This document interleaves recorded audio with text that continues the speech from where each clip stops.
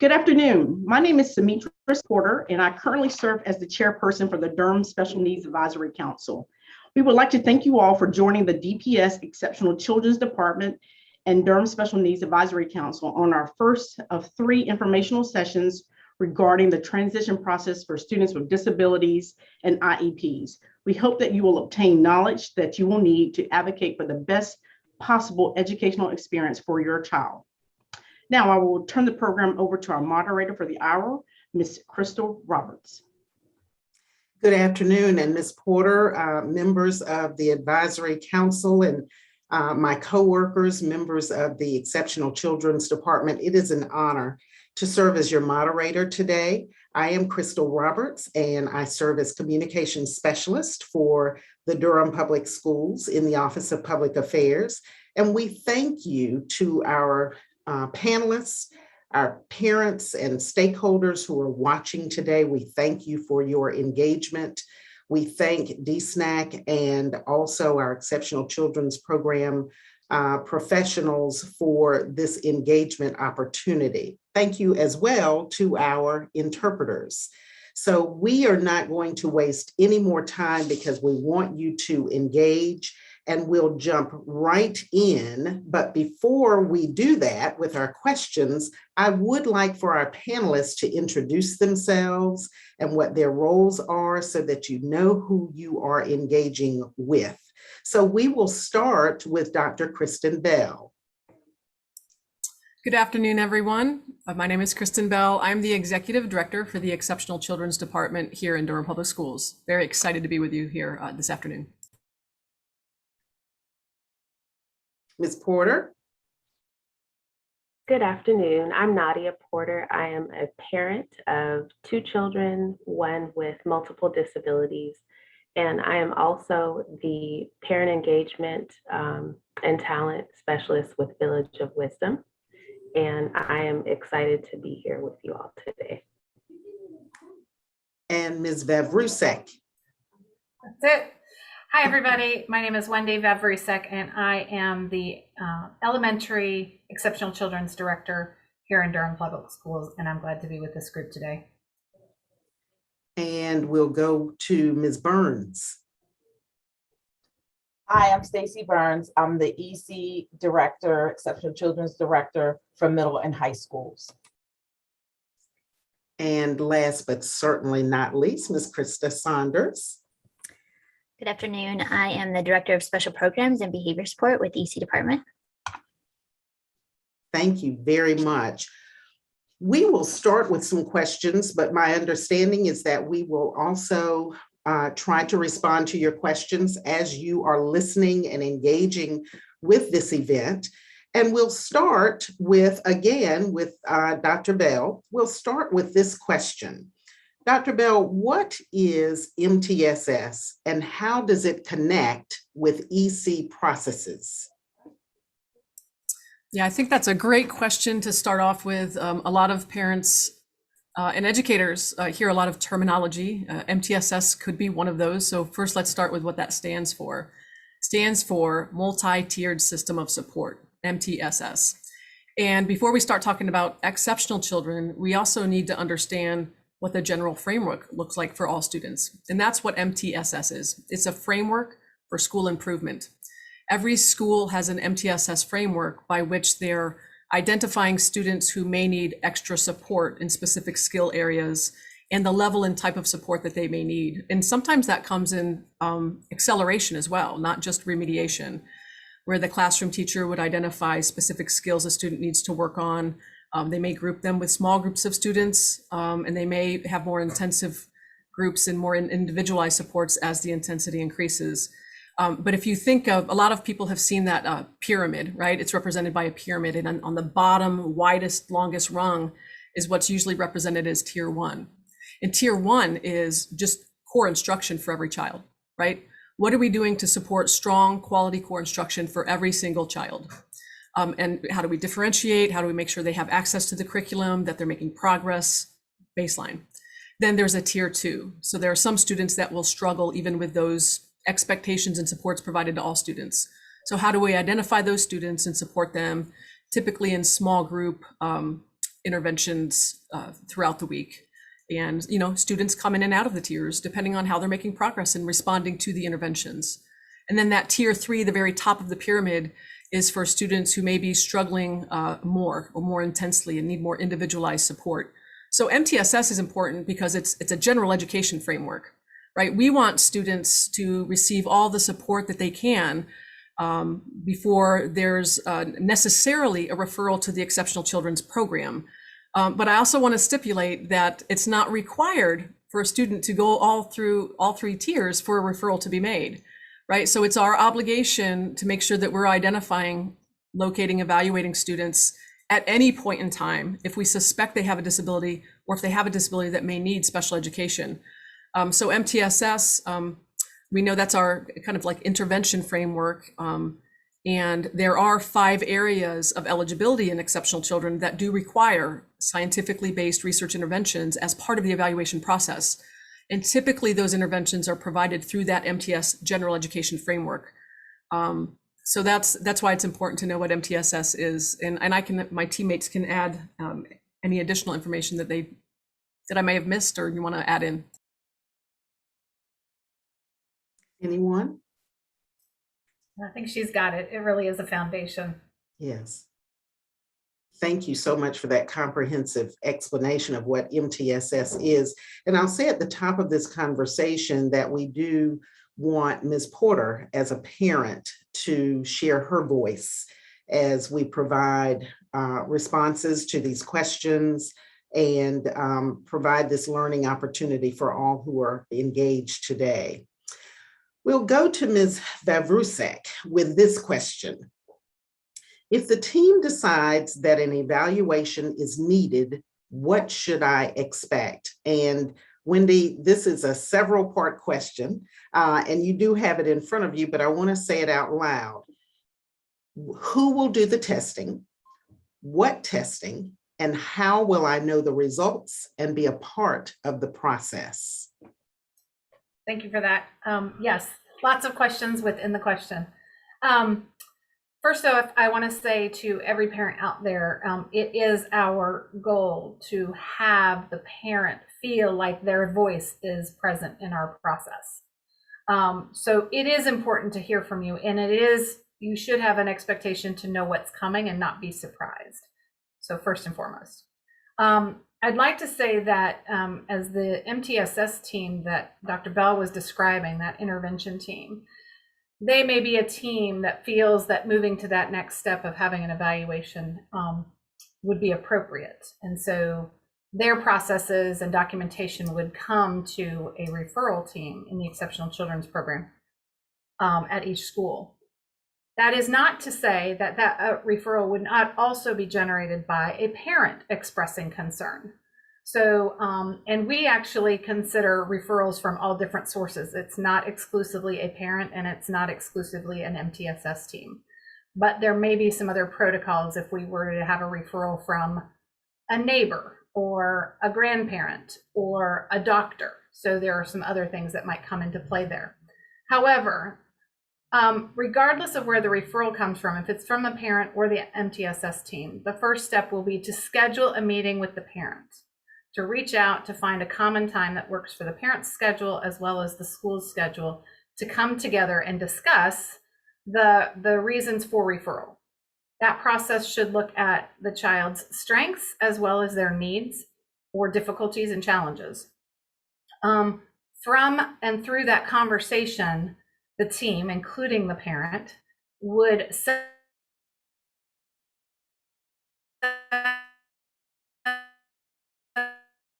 on a decision about whether to proceed with a child may have a disability that needs special instruction. If the team determines that that is the next step, I can see my internet is unstable, so sorry if I had a delay there. If the team determines to proceed with the evaluation, then the team actually talks about the different categories determined by the state of North Carolina. So there are 14 different disability categories under North Carolina. And based on, the team doesn't evaluate like every category of disability for a student. They focus in on what we know about the student, what our data is telling us about the student's needs and need for support.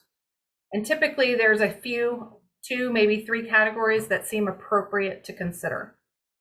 So based on that information, there is initially an initial evaluation. There is very specific evaluative information that is required to be completed. That is information that is completed and provided as input from the parent or parents, as well as formal evaluators. And the evaluators on the school side would include a school psychologist, who is typically conducting evaluations of intellectual ability. They are reviewing and analyzing behavior scales, scales related to autism, adaptive functioning scales. They would also be conducting educational assessments, conducting observations, things of that sort. Additional evaluators might include speech language pathologists, where they might be doing some screenings at first and then possibly digging in and doing more substantive evaluations on certain skills. There's also occupational therapists. So if we're talking about potentially fine motor issues or sensory processing issues, pragmatic language issues that come typically with children with autism. We also have physical therapists. So depending on the needs of gross motor skills and more involved there. So the decisions of what to evaluate comes from that conversation with the team at the time. What are the areas of concern? What are the areas of needs? And then what are the categories that we might be considering? That kind of drives which tools and measures we need to gather. And then we seek the parent's written consent for the evaluation. We cannot proceed with an evaluation without written consent. At that point, if the parent feels at all uncomfortable with that process or does not want to proceed at that time, the parent has their full right to sign, "No, thank you, I do not wish to proceed with the evaluation," and they would sign a no on that consent. It is the school's obligation that if they do believe that a disability is present, they do need to make sure that that is well documented, and the parent can also choose to say no. And then that ends that process. We don't proceed any further with the exceptional children's process. However, in the event that the parent says, yes, I'd like to get this going, then we have, once we have the parent's consent, then all those different evaluators can begin scheduling time with the student and conducting those evaluations. During that time frame, the parent may have their homework, so to speak, some scales and some other information they may be completing as part of that process. They may also be seeking input from their medical doctor. We have forms sometimes that go to the physicians for documentation of different things or diagnoses or other treatments. So at the conclusion of all that data being gathered, and I also should say that we are driven by timelines. So in an initial process, we have 90 calendar days from the point of the referral being made, being asked for an evaluation, to the point of which we have determined the eligibility and are seeking and proposing an IEP, if that's in fact what's identified. So while some parents that feel like 90 days is a long time, there are many times we feel like 90 days is sometimes inadequate. We have certainly been affected by the pandemic and quarantines and things of that sort, but I think we are pretty much back on track now. But what happens at the conclusion of all the evaluations is that team comes back together, and all those people who were involved in the evaluations should be part of that meeting. Again, another scheduling of the meeting with the parent to see when is a good time for you to come.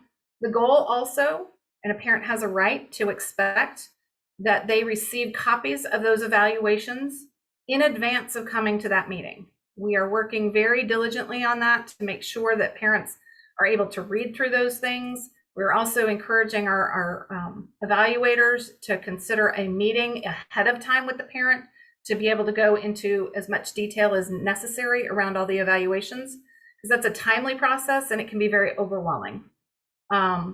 So in coordinating all of that, they come to the table and would review the evaluation results and the implications of those results and whether or not a disability is substantiated. Then the team determines if the disability exists, do they need specially designed instruction?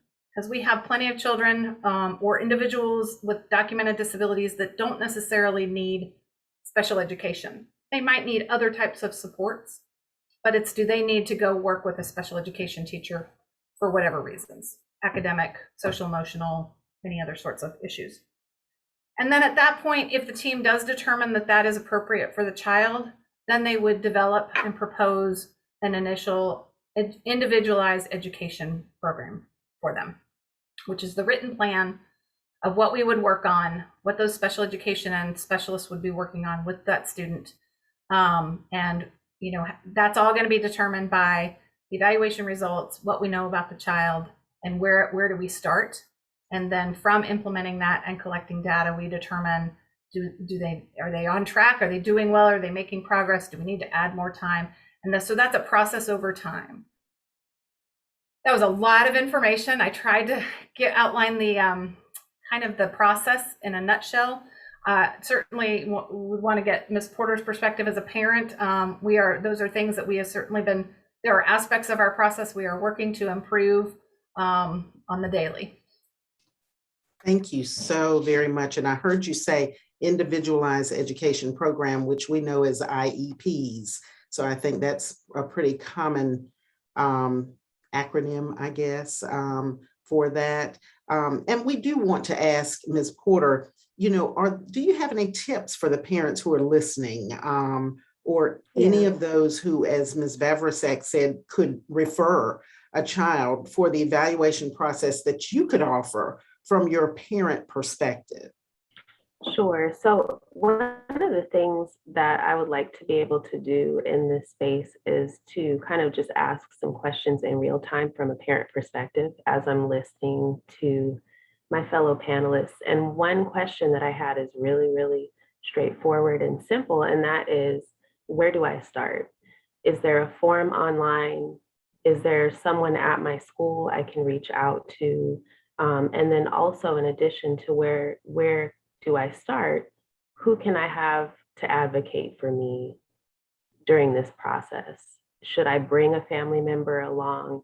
Is there someone in the school who is designated to guide me? So I would actually just like to start there. Those are excellent questions. Who would like to address those? I can Thank start. you, Dr. Bell. Yeah, I think there were a couple questions in there, Ms. Porter. I know the first one, like, where do I start? Fantastic question. I would encourage parents, if they suspect their child has a disability, or they know they do, if there's been a diagnosis, that as much as they are able to put in writing a request for an evaluation for exceptional children's evaluation, and why, if possible, like put the reasons why, and give that letter to, there are several people that you can give it to that should be responsible moving it forward. Obviously, the building principal or school administrator should receive that and know what to immediately do with it. You can also give it to your, and I think we would prefer that it go to an administrator, or in Durham Public Schools, the exceptional children's facilitator for the school. And you might have to ask and find out who that is. We're also working on making information like that more accessible for parents on the websites, like all these different people, who do I go to? General education teachers, the regular classroom teacher, should also know what to do with that, but we would prefer that parents give that to an exceptional children's expert, like the facilitator or a school administrator. And then if you need assistance putting it in writing, you have every right to ask for that. We have an obligation to assist parents with putting that in writing. Because sometimes we'll tell our folks, if a parent just verbalizes that, we need to ask them, can you put that in writing, or do you need assistance with putting that in writing? And that receipt of that letter with that request starts what Ms. Vavricek described, our 90-day timeline. And then I think you also had a question about advocacy, right? And I'll defer to my colleagues on that. I was just going to add one other comment here. We're talking right now in the context of K through 12. I do want to just preface to your point, Ms. Porter, also about what if my child is 3 or 4? So under the IDEA, the Individuals Disabilities Education Act, of which is the federal legislation for what we do here, the law is written for children aged 3 through 21. So if you have a child who's beneath the age of 3, 0 to 2, birth to 3, excuse me, and they are in the early intervention program, which is kind of us, but in the run by the county level. Then there's usually a transition time in which they come over onto the school system side at the age of 3. And criteria and services in the early intervention program looks different than it does at the in the 3 through 21 program. So I'll say that. But if you are a parent out there who's wondering about your 3 or 4-year-old right now, or have concerns around language, or maybe your doctor is talking with you about possible autism, we want to make sure you get to our preschool folks. And Leslie Green is our what's termed as the Child Find Coordinator for our preschool services. And you could certainly get to her by calling our main DPS number 560-2000. But I just wanted to preface that there is a slight difference here when we talk about pre-K. We coordinate together, but their program is operated a little bit differently. So for this purpose, we're talking about K5 or K12. Advocacy. We welcome parents to have whoever they feel most comfortable and who's going to support them the most in those meetings.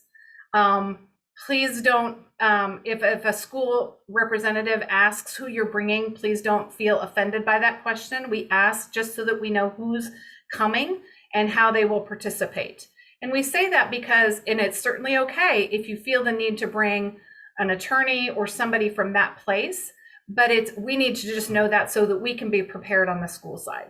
But yes, and there are organizations in our community. Exceptional Children's Assistance Center is a great organization in our state that we work collaboratively with and often helps and supports families in our meetings. Thank you so much. Ms. Porter, were your questions answered on behalf of parents who are watching? Perfect. And one thing I would like to add too is there's a lot of information that you're going to receive within an evaluation report.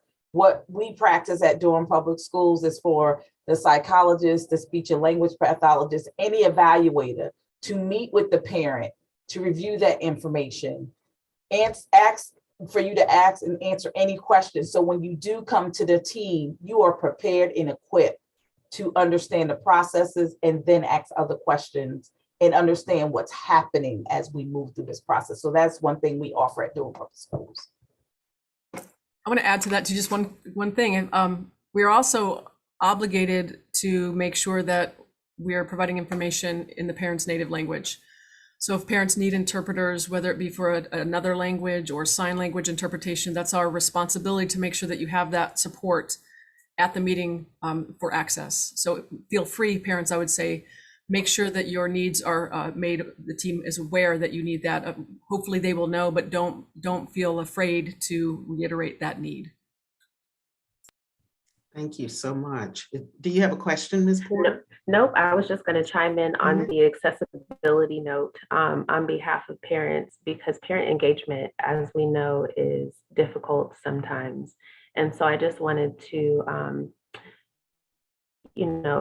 encourage my parents to make sure that the meeting is accessible for you as well in terms of your schedule.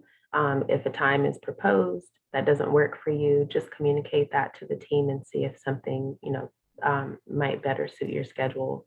I don't know if there's like location flexibility, but I just want to keep that in mind as a busy parent. So you guys. Thank you for that. And we'll take just a moment to just reiterate who is bringing this information to you. You are watching and engaging with our Durham Public Schools Exceptional Children's Program Department, as well as our Durham Special Needs Advisory Council, bringing you this wonderful information, chock full of information. And Ms. Vavricek, you mentioned a phone number, but it was for a specialist. But for those who are listening, what can you, Dr. Bell, any of you share just in terms of where to go for this information, just, for an introductory? Is there a particular phone number that people can call just to get started? Well, our department phone number here for Exceptional Children's goes to our administrative assistant, but it's 919-560-3774.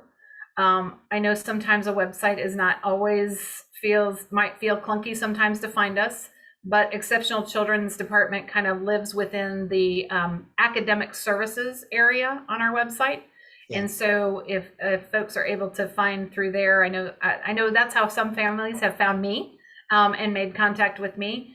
But certainly, again, in the end, if they can't remember or don't have a way to write down this number, dialing the 560-2000 number and just saying you need to get to the Exceptional Children's Department, they'll be able to help you. And Wendy, I'll add to that too. We always encourage parents to start at the school level too. And we're doing a lot of work with trying to, again, make sure that there's so many people at the school level. How do I know who they are, what their roles are? And like Ms. Porter said, who do I contact? Schools should be able to answer those basic questions about these processes.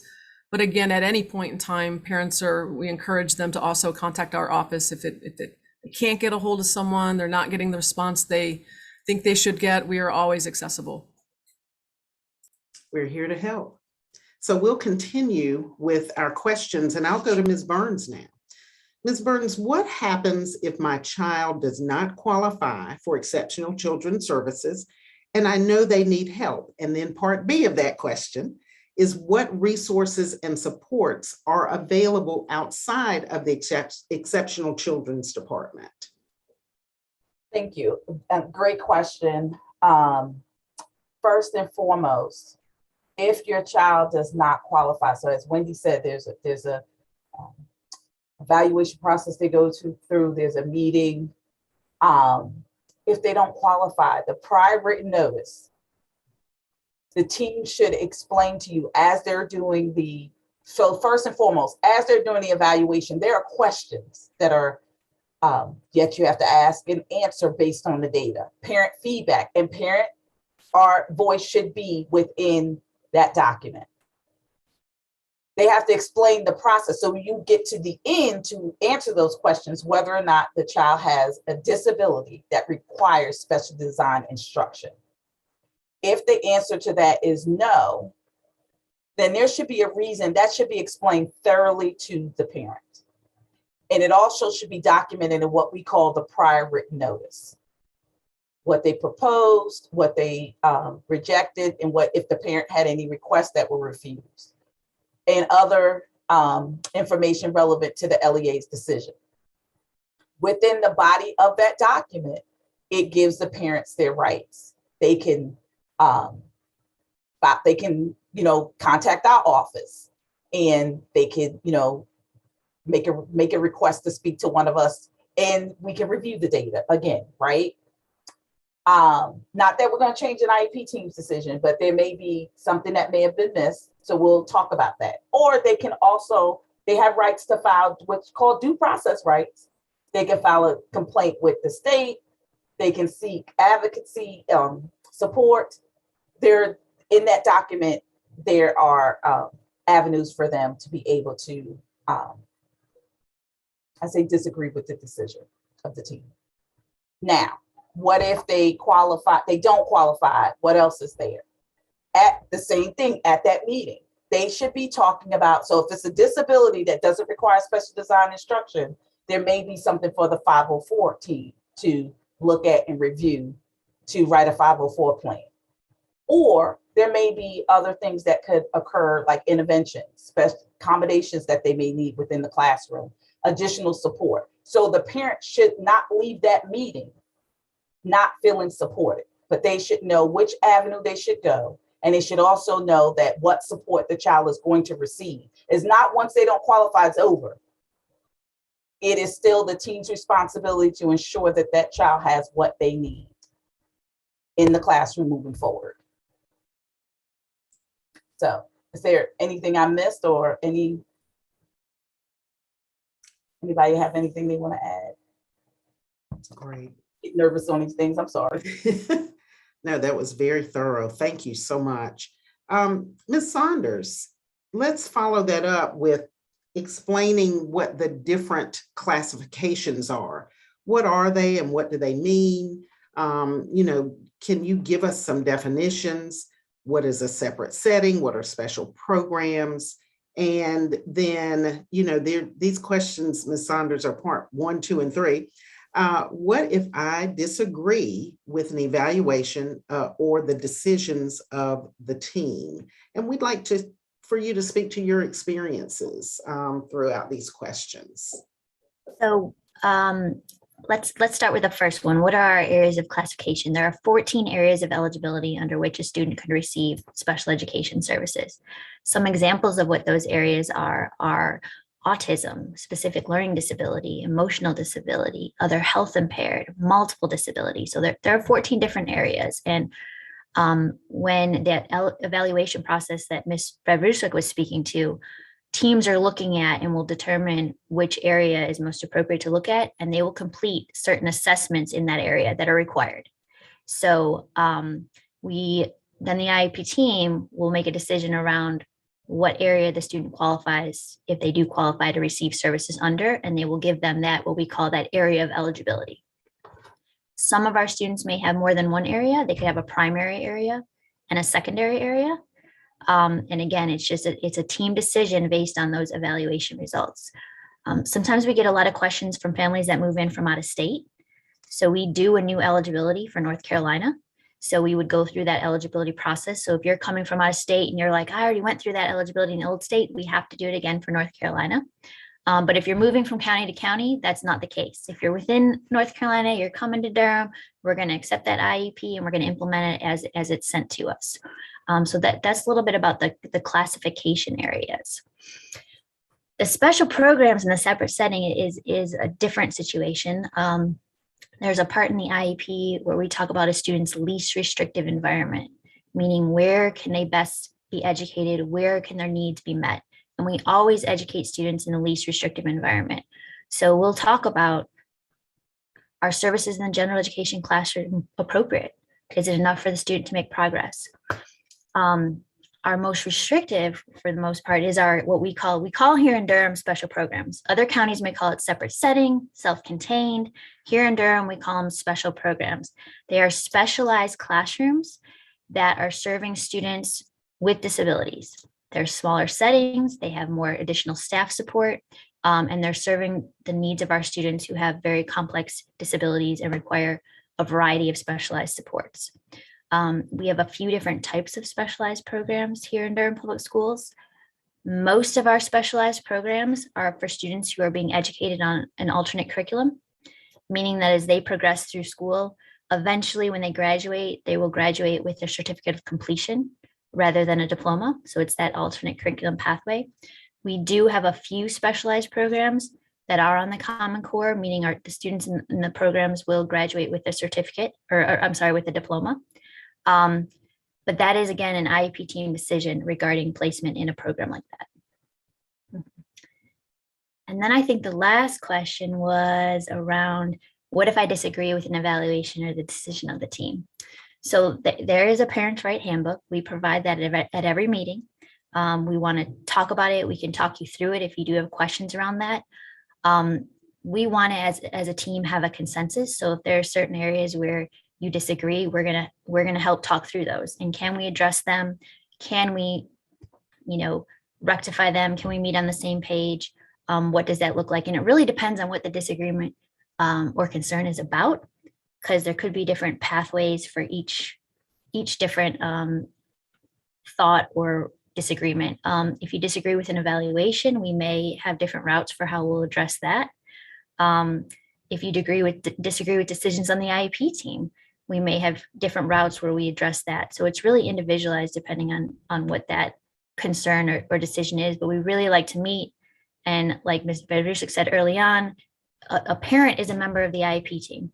So we want to try to resolve whatever that concern is in a positive way that benefits the student.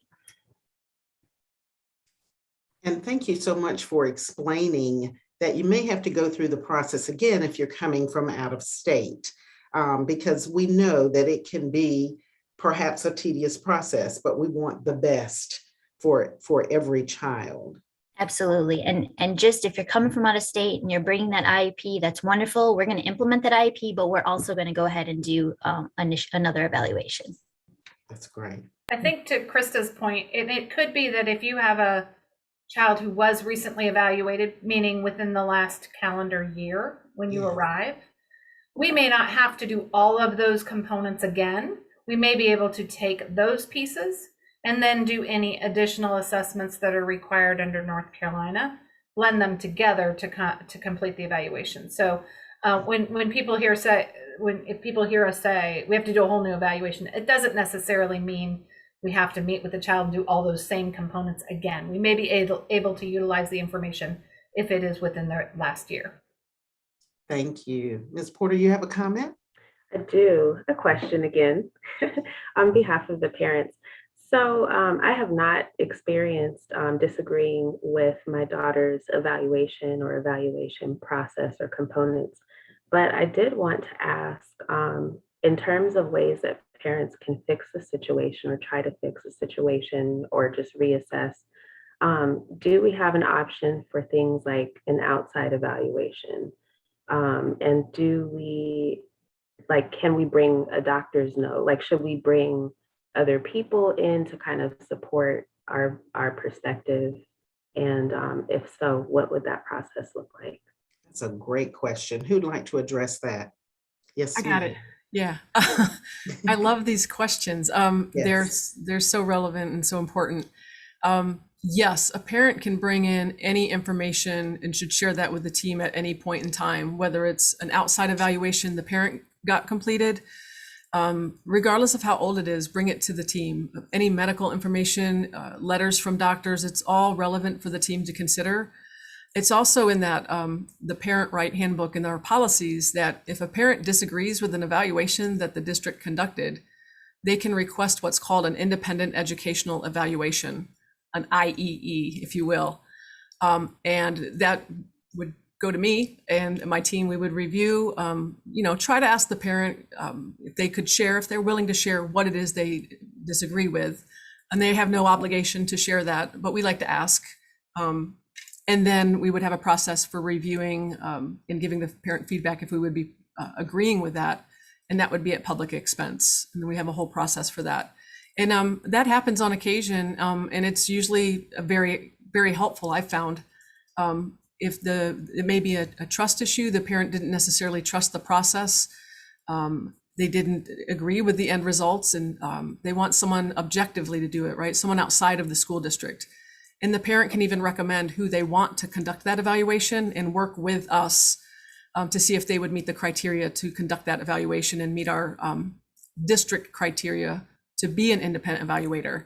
But we've mostly collaborate very closely with parents on choosing who those evaluators will be.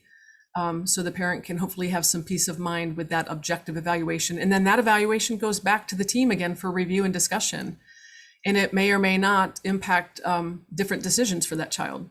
So yes, that's where it's really important for when parents do get that parent right handbook that we're explaining it to parents well. Which I think we always need to do a better job on. You shouldn't just get that handed to you and go, hey, here's your parent right handbook. Do you have any questions? We should be asking and offering to walk you through that so you know the contents and you understand the contents and have an opportunity to ask questions so that parents know their rights. I'll just add too that if any time a parent does have an independent evaluation, whether they're getting a private OT speech and there's an independent evaluation, please bring that to the IEP team. We want to collaborate with all service providers. So if there's any type of independent evaluation, if a student has is working with a child and family team and they have a person-centered plan, bring that to the IEP team. The IEP team should review it, have that information, and possibly make changes to the IEP if it has an impact on the services in the school setting. So we welcome all information that families have. The more you have, the better. Bring it to that IEP team, and we'll make sure that we address it and see how it would impact school. This makes me even prouder to work for Durham Public Schools because we keep the students at the center. We keep parents in the middle as well, fully involved, and then we have professionals and experts there for the parent and for the student. So thank you for that. We're going to go with the next question. And this question I'm going to pose to, to Dr. Bell. And we'd like for Ms. Porter to weigh in as well. because you said you really hadn't had a disagreement per se, but we would like for you to weigh in. And that question, Dr. Bell, you did touch on it, is what happens when you disagree with your IEP team on classification. For example, a dual diagnosis, and they may want to focus on one or the other, or a behavioral issue. What happens there? Yeah, I think earlier in the conversation, I think it was Krista identified there are 14 different areas of eligibility. So when the team is accepting an evaluation, they've identified up front what the suspected areas are that they're looking at.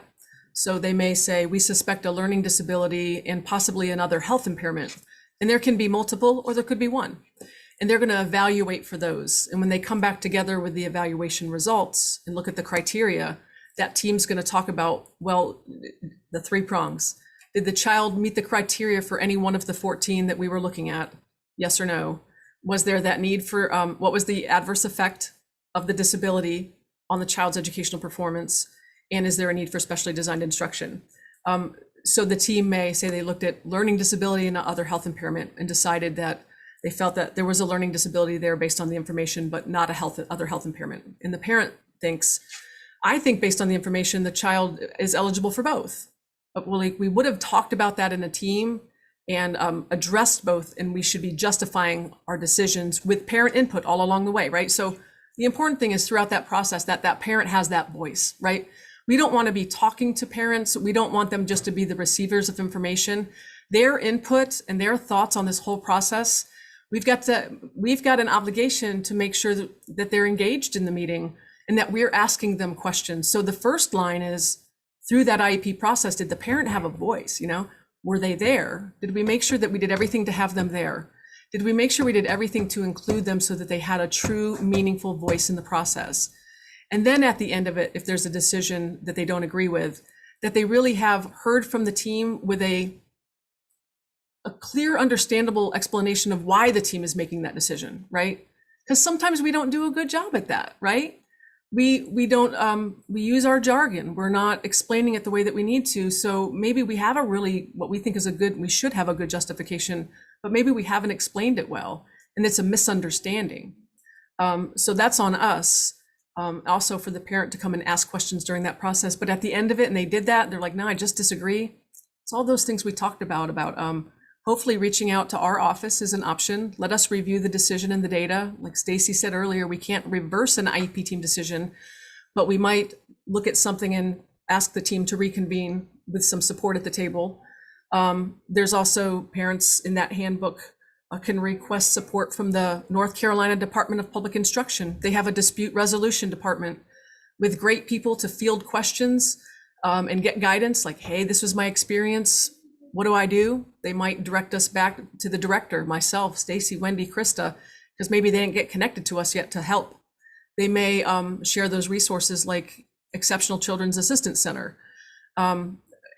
Everything that they can to make sure the parent has somewhere to go to voice their concerns so that it's at least heard. Parents can file state complaints. We can have facilitated IEP meetings where the State Department assigns a neutral facilitator to come to the IEP meeting. One of us might come to an IEP meeting to help facilitate. So there's a lot of different avenues for support that we need to continue making sure parents know about if they disagree.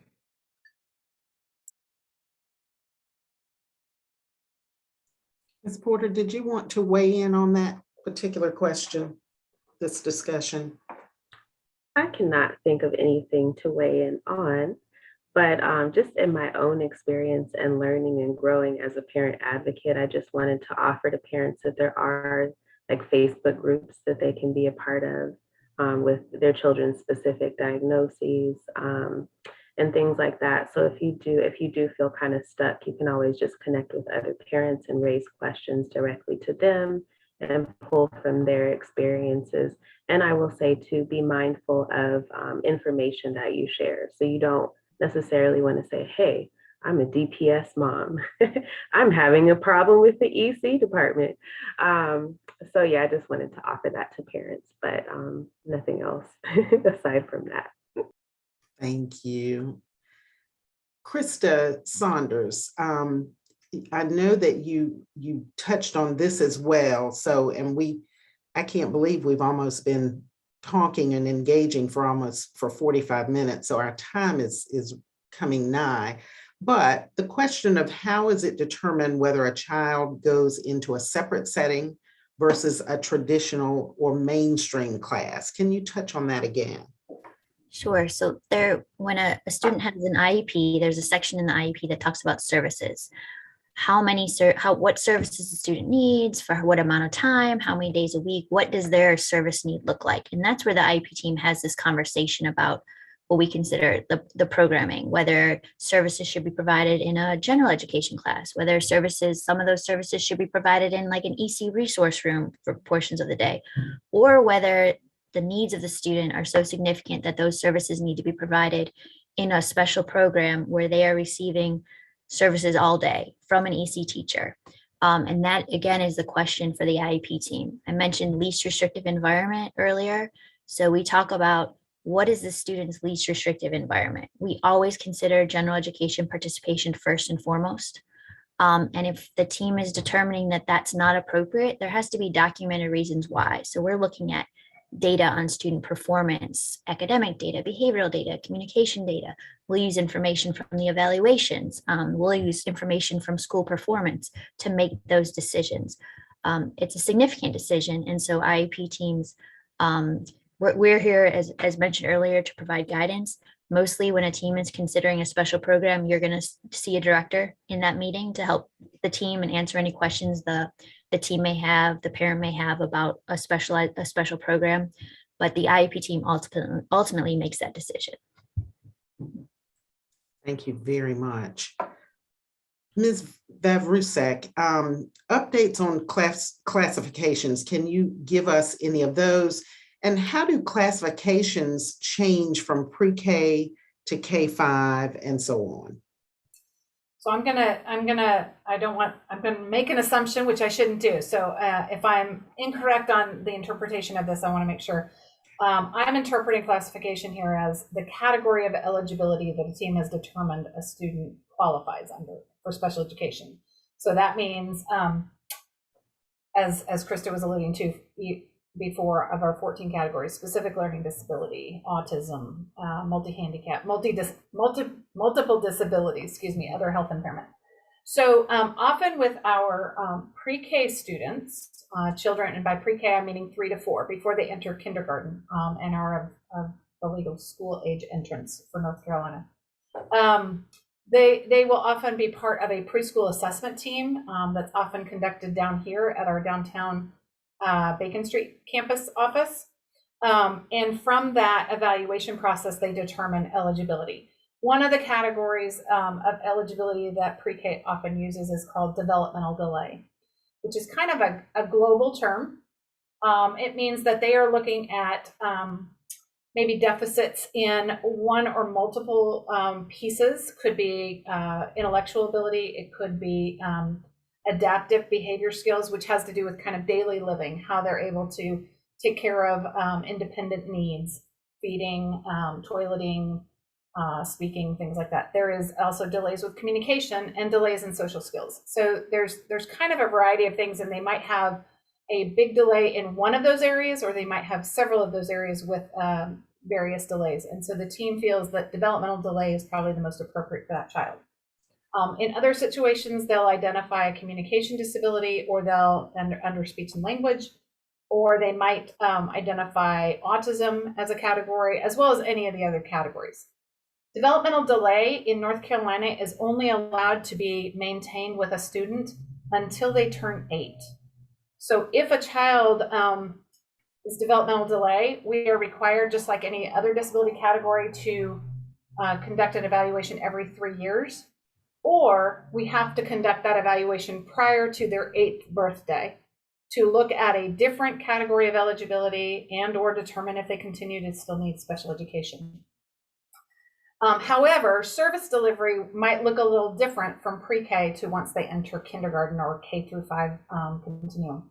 So in pre-K, there are preschool services that sometimes are rendered in a child care setting, in the child's daycare setting. We also have preschool classrooms that are around the county in existing elementary schools not every, although I think we are moving towards that direction, but we're not there yet.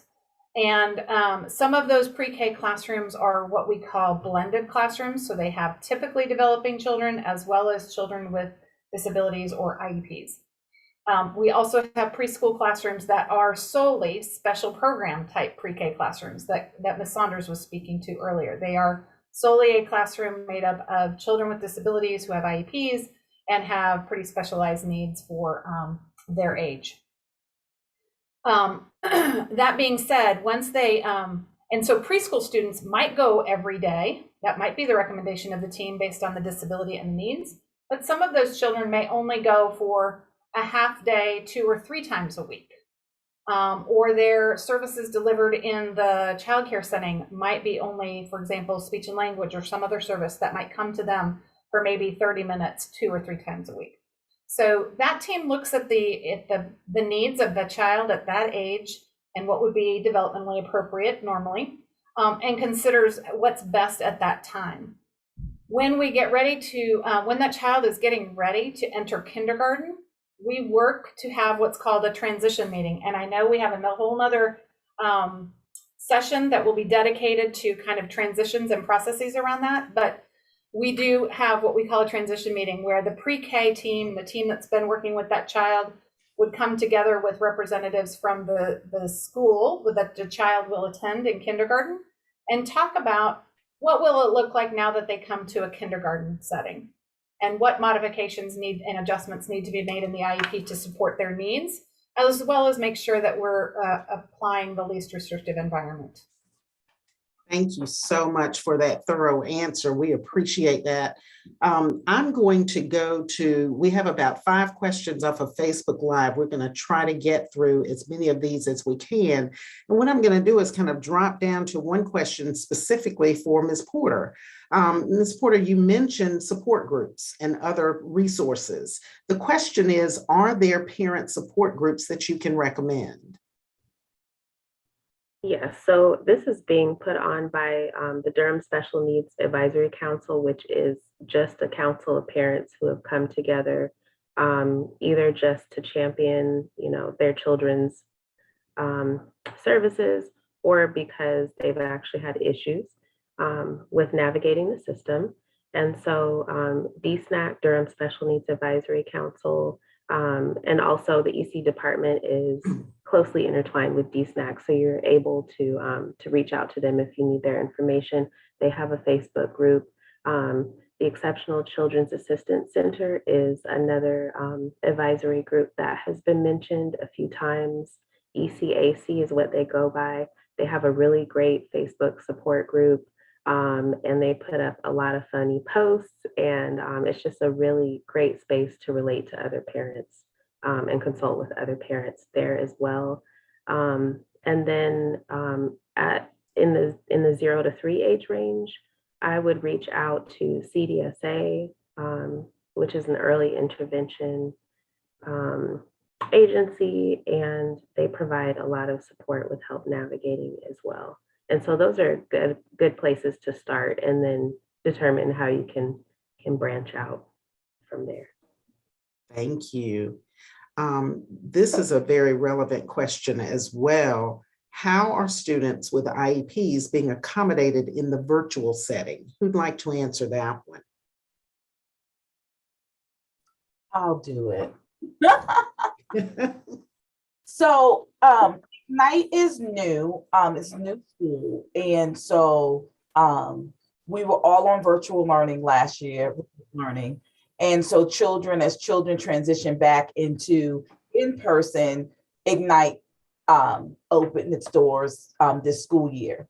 And so what our recommendation, because in online school, and when you look at the impact of the disability, and so IEP teams should reconvene because it's a transition meeting. So anytime a child moves from one school to the next, whether it be in county, out of county, we have transition meetings. So that means the sending school has a transition meeting between the receiving school, and they go over the IEP to make everyone aware of what's in the document. Same thing for Ignite. So Ignite now takes away the in-person piece of it. And so you have an IEP that was written for in-person. So now you have to look at whether the goals and objectives can even be implemented in the online environment. Then you have to look at what accommodations and modifications that the student needs. And then is the services, because now you're going from in-person to being on a computer with, now you're having someone like we are on the other end of a screen giving that instruction, right? And so you have to look at to see if the services are still appropriate. From there, the IEP team makes the decision on whether or not online learning is best. It's parents' choice to enroll them in Ignite. Let me say that. But we have to make sure that the IEP can be fully implemented and that it is appropriate for the student to be, whether the student can attend online or whether the student should be in person. And that's the IEP team's recommendation. However, the parent can still choose to have them in online learning in Ignite. Now, if the team says, let's just say the team says, yep, it's appropriate, everything's great, and then the student continues to struggle or starts to struggle, IEP team should reconvene. No different than if a child was in person and starting to have some struggles. The IEP team should reconvene because we have to make sure that what impact is the disability having on the student not making progress, or is there something else going on that the IEP wasn't happening during the IEP team meeting or evaluation that we may need to come back and consider. So if anyone's struggling right now in the online learning right now, I think the IEP team, the parent or the school should be asking for and to reconvene the IEP team. Great. Dotting our I's and crossing our T's. Is there a list of the schools that have special programs classrooms? There is not yeah, that's a good question. There is not a list on the DPS website. We have special program classrooms in most, but not all of the schools across Durham Public Schools. The special programs classrooms varies though. So we may have a program for students with autism and related disabilities at one site and a program for students with multiple disabilities at another site, and our therapeutic program for social emotional behavioral needs at another site. So the way that it is determined, once an IEP team determines that a student needs a special program and the type of special program they need, then EC Central Services makes the assignment. And we follow board policy around your base school. So we always look at your base school first. We look at your address, what's your base school?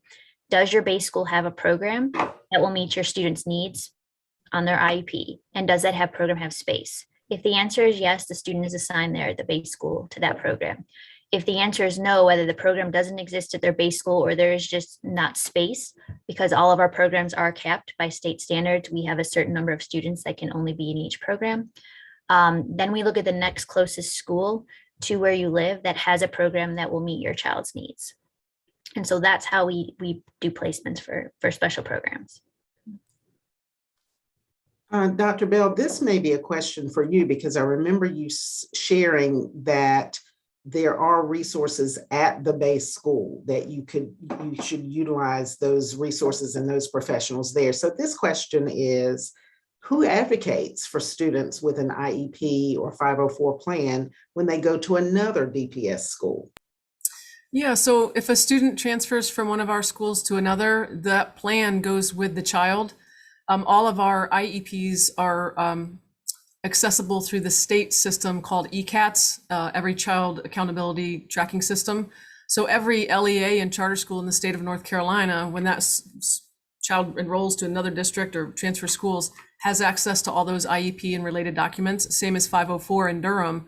We also use ECATS for the 504 plan. So, and like Ms. Burns said, is what should happen is there should still be a transition meeting to make sure that that sending school and receiving school with the parent involved are connecting and formally reviewing those documents so everyone's really crystal clear on what the plan is in writing in that document for that child, and that it begins immediately.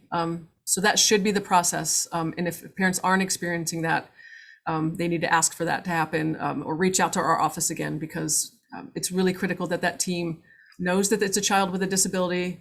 They're checking their Power School, their ECATs. The parents usually would say something. School to school is sharing that information. There's a lot of different avenues to make sure that information gets conveyed and implemented. Thank you so much, Dr. Bell. There is another question from Facebook Live, and it is, what are the requirements or determinations for a student to be assigned EC transportation? I'll take that one. Okay. So I'll start with if your student is assigned to a special program outside of their base school, we are automatically going to provide EC transportation. We are going to make sure that they are able to get to and from that special program that they've been assigned to. Outside of that, EC transportation is a related service. So it's considered in that evaluation process as another service that the student may or may not need. So it's considered by the Iep team. And we look at, again, evaluation data, if there's any data on how the student's doing, if they're riding the regular bus and how that's going. The team will use all of that information to make a decision if they're eligible for that service of EC transportation. And then if they are, it would be noted on their IEP and outlined about what that service looks like, whether it's they need support of a bus monitor, or they need to sit in the front seat, or they need to sit alone, whatever that looks like for their needs, it would be outlined in the IEP. I would add one part about that in that our approach to anything in the IEP is going to be what is the least restrictive environment first. So first is the more we remove a child from their non-disabled peers, the more restrictive it is. So we want every opportunity, including getting to and from school, to be with their non-disabled peers. So we're always going to start with the regular education bus first if they are riding the bus.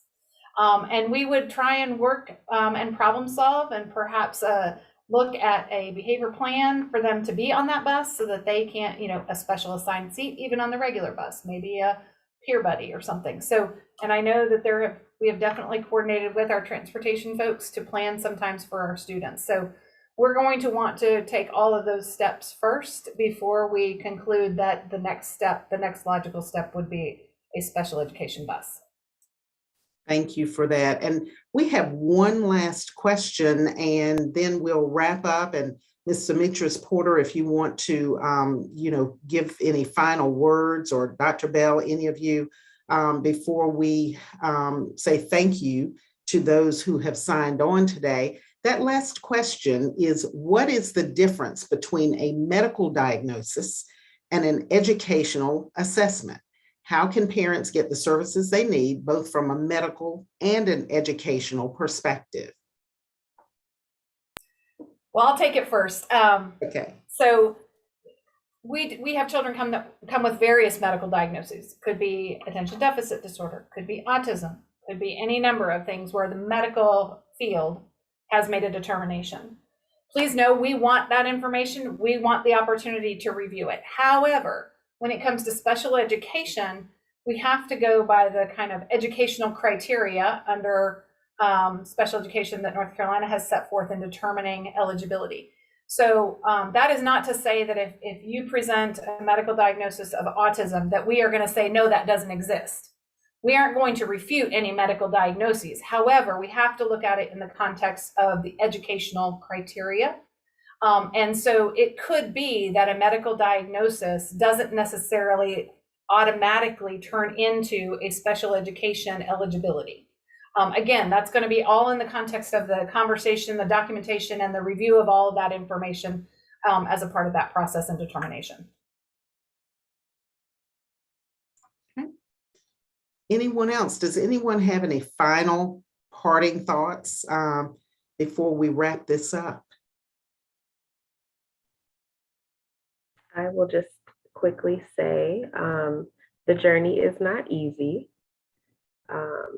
but the sooner you start it, the easier it is. Make sure you take a friend along this journey, not just an expert who is aware of the different parts and pieces of the EC department, but an actual friend who can provide you with support. Document your journey. And make sure that you're keeping up with things like who you've talked to, dates, and things like that. And I think Dr. Bell alluded to the importance of putting things in writing, because that does things like starts a time clock. And also just be gentle with yourself. And my daughter has multiple disabilities, and my mom has said it's like having 10 children in one. And I feel like I'm learning her every day. And so, keep that in mind and know that DPS is also learning your child and what's new and what's changing and what, areas they might be improving on or ways they might be regressing. So give yourself grace and give them grace as well. Ms. Porter, thank you so much for that, for those tips. Very inspirational. Thank you so much.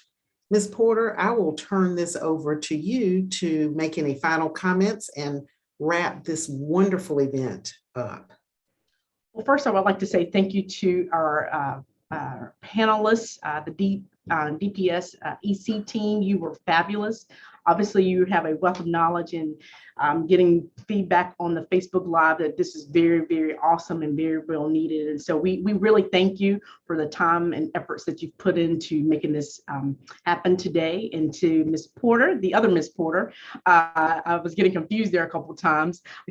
Thank you, as always, for your constant advocacy and the work that you're doing, and just your presence here. And those final thoughts were very, very spot on, in my opinion. Giving yourself grace as a parent. You and I have shared many, many stories over the years. And so I think that is very important for parents to know that people are here and we're here to help each other. So parents that are listening, feel free to reach out to the DSNAC team via Facebook, email. If you can't find us, all the schools should have our contact information and representatives. So please do that. We are trying to be a resource for all the parents that need someone here to help them navigate this really complicated process. So we thank you all. And Ms. Roberts, we thank you as well. Thank you so much for your time.